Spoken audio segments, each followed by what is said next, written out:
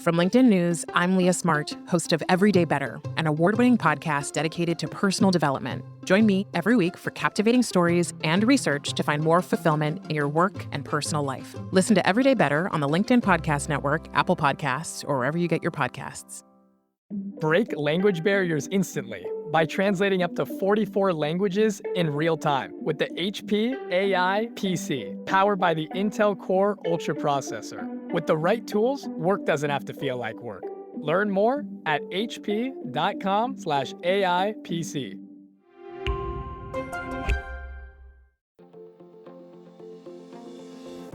Hello, my friend, and welcome to another exciting episode of Negotiate Anything. Thanks for joining us today. With over 10 million downloads and listeners from more than 180 different countries, it's dedicated listeners just like you who have made Negotiate Anything the #1 negotiation podcast in the world. I'm your host, Kwame Christian. I'm a business lawyer, mediator, author, and the proud CEO of the American Negotiation Institute. Now, before we get into today's insightful conversation, I have a golden opportunity for those of you who recognize the power of negotiation in your professional lives. Have you ever found yourself wishing that you could navigate those high-stakes conversations with more confidence? Or perhaps you're looking to empower your team with the art of persuasion and conflict resolution. At the American Negotiation Institute, we've crafted specialized keynotes and workshops tailored for those very needs. We've transformed the negotiation skills of professionals worldwide, and we're eager to do the same for you. We believe the best things in life are on the other side of difficult conversations, and our goal is to help you improve your lives and the lives of those around you, one difficult conversation at a time. Don't let another challenging conversation leave you second guessing. Click the link in the description to discover how we can help you find confidence in conflict, negotiate better deals, and have stronger relationships.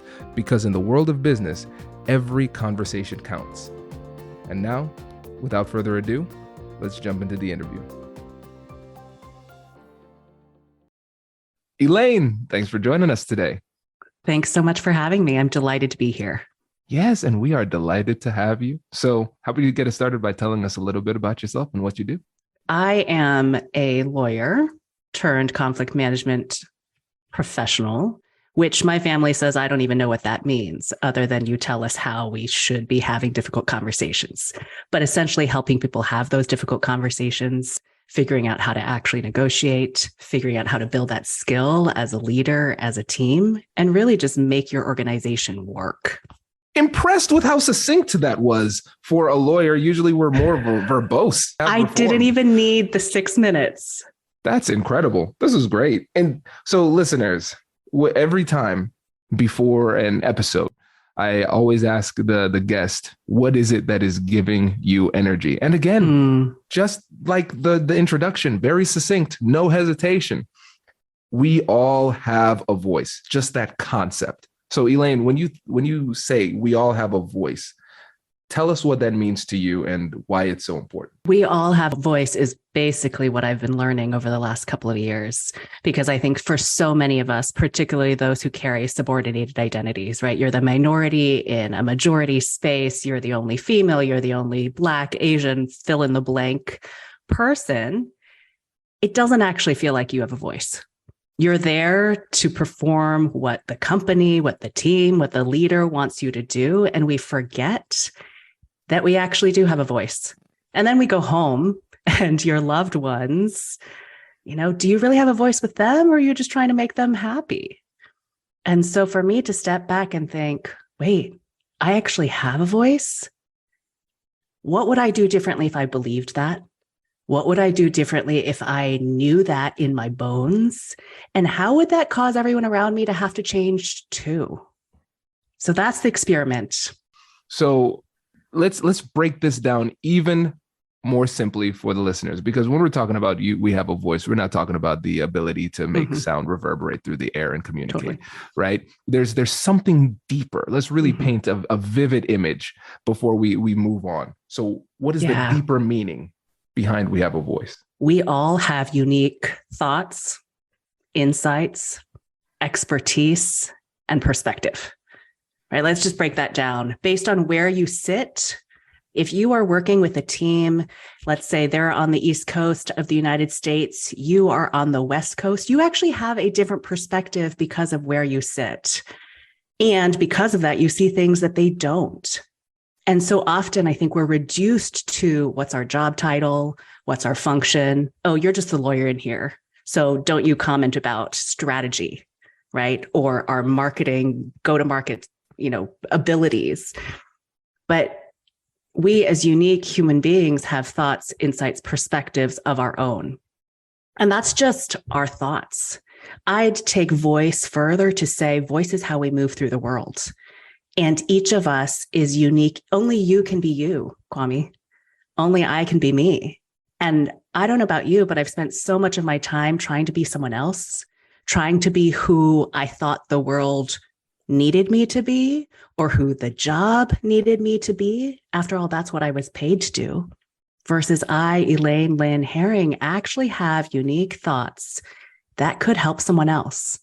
And what I realized as I was facilitating workshops on negotiation and having difficult conversations was there are a lot of me's, a lot of people who are thinking, is this all there is to the world, to my job, to my work?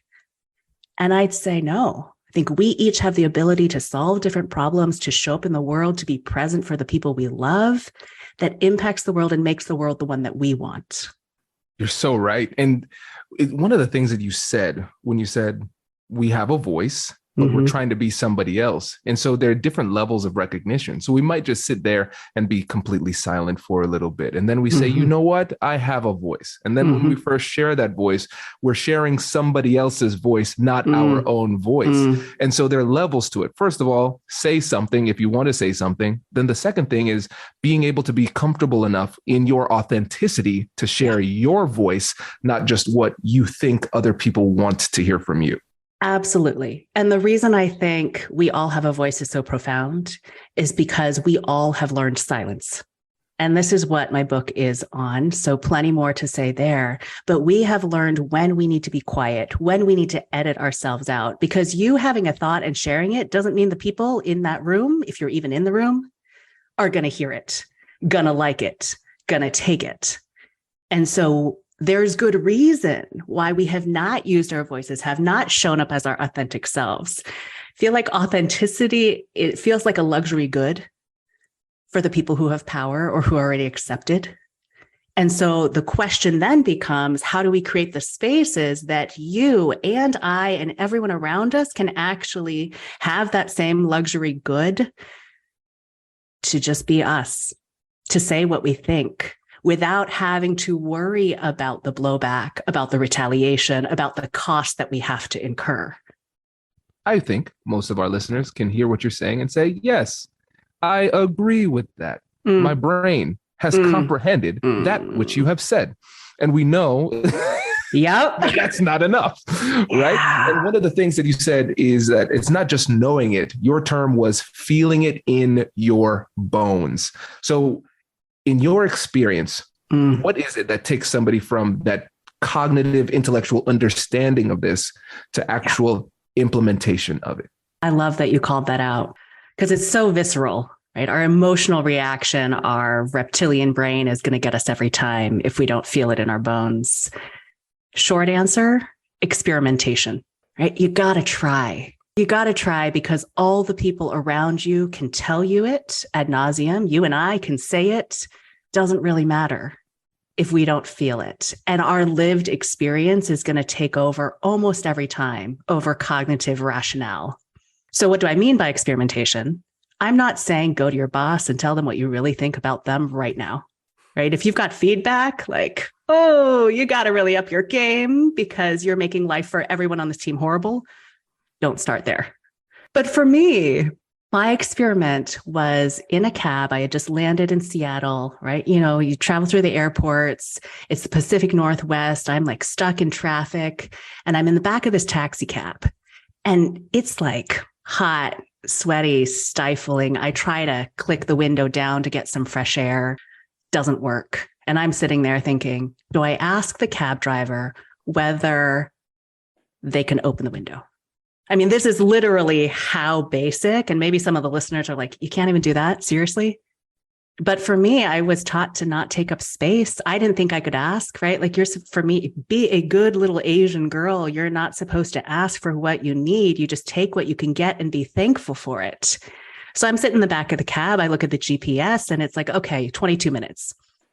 I can survive that. Like, it's not that big a deal to get fresh air. And then I see the red and there's more traffic and it's 32 minutes. I'm like, maybe I'll ask. And I literally do the calculation in my head of, I'm never going to see this person again. So it doesn't really matter if they're mad at me. The likelihood that they're going to like pull over and throw me in a ditch, that's pretty low. We're in an urban environment on the freeway. I mean, you laugh, but this is literally negotiation with myself. So my calculation from that was, okay, this is a pretty low stakes context in which to experiment. So I'm like, sir, do you mind opening the window? It's a little stuffy in here. And without saying anything, he pressed a button, the window opened. And I think it's that moment that I come back to every time of, wow, I have a voice. Like, I can make the window come down when the button is not working, when I try to press it. How did I do that? By actually expressing a need and making a request. Hello, my friends. Before we get back to today's episode, I want to ask you a question. Have you ever wondered how to elevate your team's negotiation game and how you can help the folks on your team have better, difficult conversations? At the American Negotiation Institute, we offer transformative keynotes and workshops tailored to empower professionals with top-tier negotiation and conflict resolution skills. Whether it's a keynote for your next event or hands-on training for your team, we've got you covered. Don't just negotiate. Master the art with the American Negotiation Institute. Click the link in the description to find out more. Elevate, negotiate, and succeed. Introducing the HP AI PC, your powerful AI assistant. Easily search through personal files, gain valuable insights, and make smarter, more informed business decisions. Unlock the future of work today with the HP AI PC, powered by the Intel Core Ultra processor. With the right tools, work doesn't have to feel like work. Learn more at hp.com/AIPC. And so I've had to unlearn the silence that told me or made me believe that I didn't have a voice in the first place. But it's those small wins under your belt when you're experimenting that make you think, yeah, okay. Next time I'm at Starbucks and the barista writes down the wrong name, like maybe I'll tell them my real name. Maybe not. But I at least get to choose when I use my voice and choose. And if I wanted to use my voice, I know I have it. Absolutely. So many good things to experiment to dig into here, Elaine. So first, to the listeners, do not trivialize this, because I still do this. Because for you all, like you might not, maybe new listeners might not know, but I'm a recovering people pleaser. Like that doesn't leave you. That is who you are, and you need to actively work against it when the time comes up. So I do the exact same thing to this day, Elaine. So it's like a two-factor test. So sometimes, I might want to say something and I make the strategic decision not to say something. Okay, totally. That's cool. You can do that sometimes. But if there is something that I want to say, and then immediately I feel like that wave of anxiety, that fear. So for me, I feel it, the adrenaline just permeating through my chest. Yeah. And then I say, well, that's fear. Got to say something now. Yeah. And so that's the rule. Like whenever I feel that fear of speaking up and using my voice, that's my rule is I have to say it no matter how trivial or uncomfortable it is. So if somebody gets the order wrong, oh, I could eat it. It's still calories. No, I'm going to say it. Because my body showed fear. I need to work against that all the time. Yes. Because then if we say, oh, this is trivial, just let it go by. Okay, so what you're saying is that this little practice opportunity is too little, and don't worry, you're going to show up for the Super Bowl when you can't show up for practice. Are you kidding me? And so a lot of times what happens is we just intellectualize this to the point of not taking action. And I know Totally. that there was a wave of anxiety for a lot of people listening because they wanted to get you to give them some kind of really, heady type of thing that they need to do. Sit down in a quarter, think, get my book, and all those types of things. They should still get your book, but in the meantime, they should still be taking action, because that's really what it needs to be. Just don't overthink this, take action and start practice using the voice. Totally. And take action in low risk, low cost settings, right? Where you can stomach the cost, because that's how we build reps. That's the practice. So I'm curious whether it's gotten easier for you over time. It has. Yeah. And I think there are a couple of things, because I recognize doing these types of things have helped. But then also I have to realize that there have been circumstances that have changed as well. So this reminds me of one of the studies. I'm a psych nerd. I just love reading up on these studies. So there was this one study where they created a scenario where they primed people and triggered them to feel either more powerful or less powerful. And then they put the people in a room and they put an uncomfortable fan on them where it would make them uncomfortably cold. Yeah. And so the people who were triggered to be less powerful, they just sat there and froze to death. But the people who were triggered to be more powerful, they just got up and turned the fan off.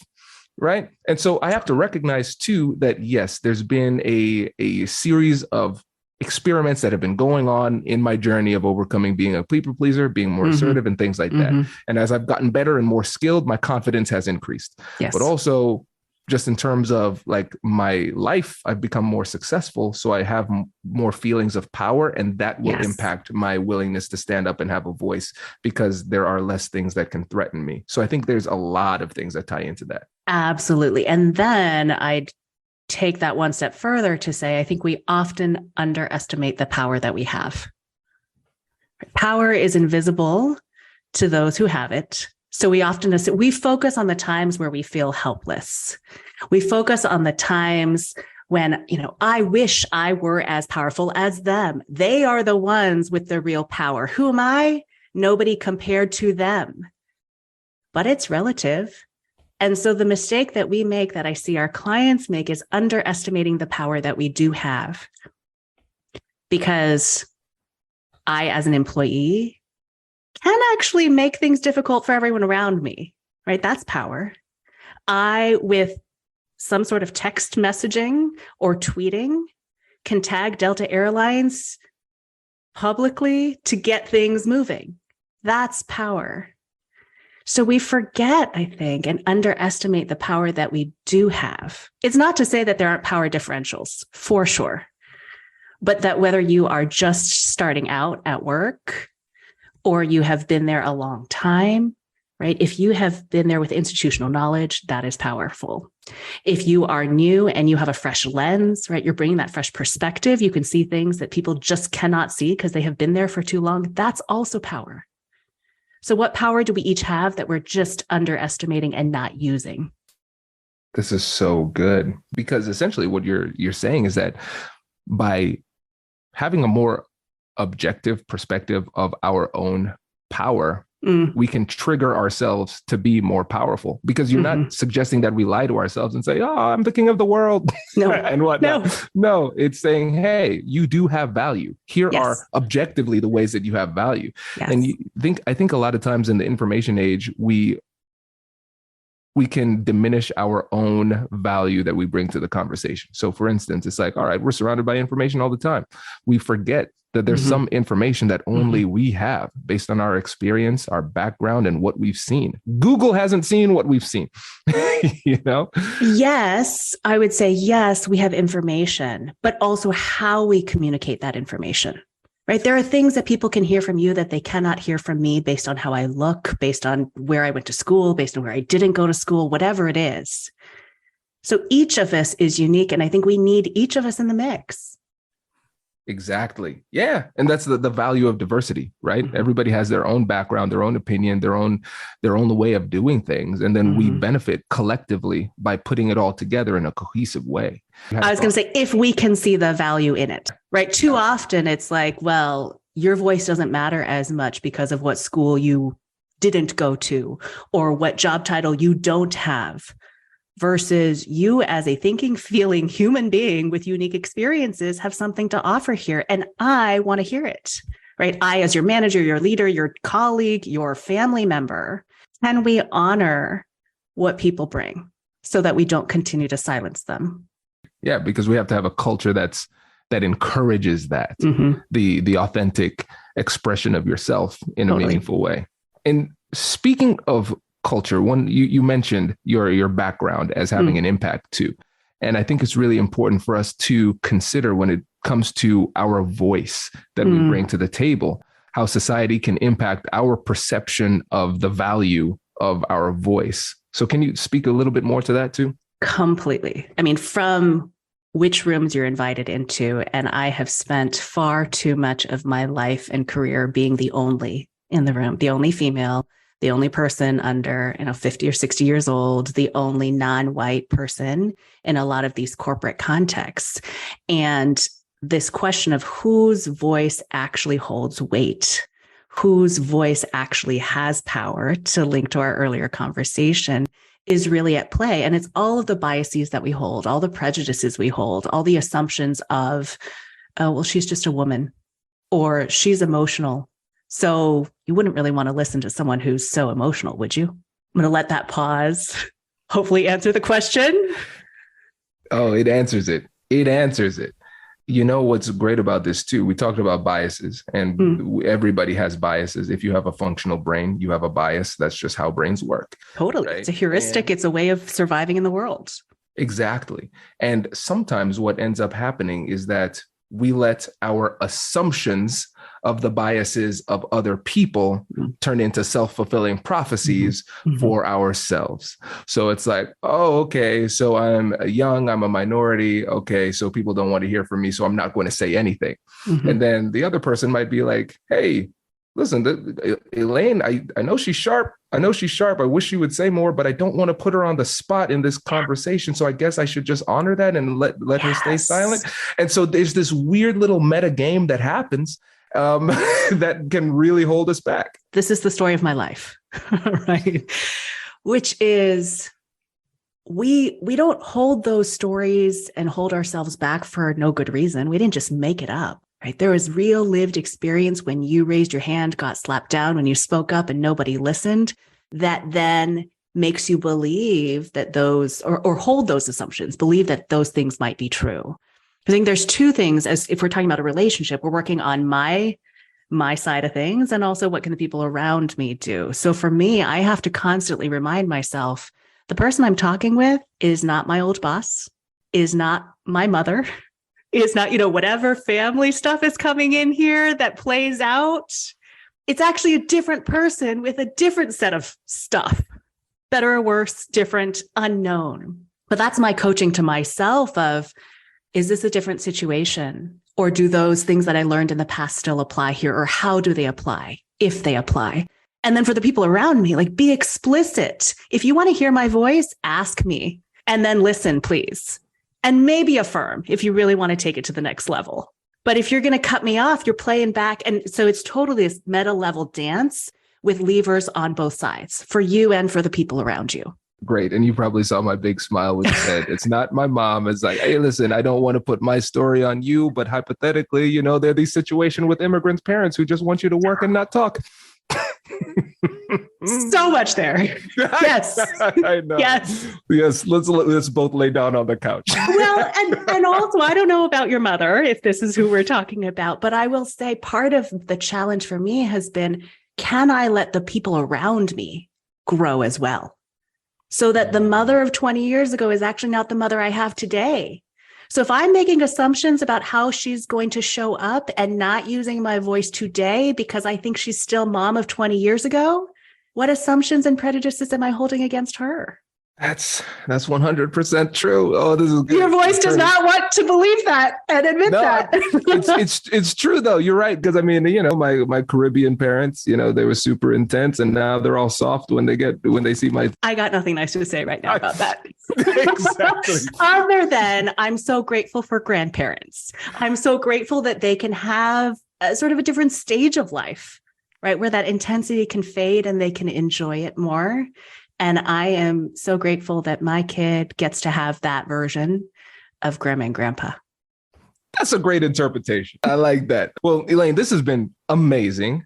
This is great. And I know that your book is not out yet, but just set the stage for the listeners. Tell us about what's the title of the book? What's it going to be about? And what is your hope for it? The book is called Unlearning Silence. It'll be out by Penguin Random House in 2024. It's about the ways we silence ourselves, silence the people around us, and what we can all do about it. And the hope with the book is that it helps each of us feel empowered and equipped to actually use our voices when we want to use our voices, and helps us build those communities and families where we feel seen, known, and heard. That's the hope.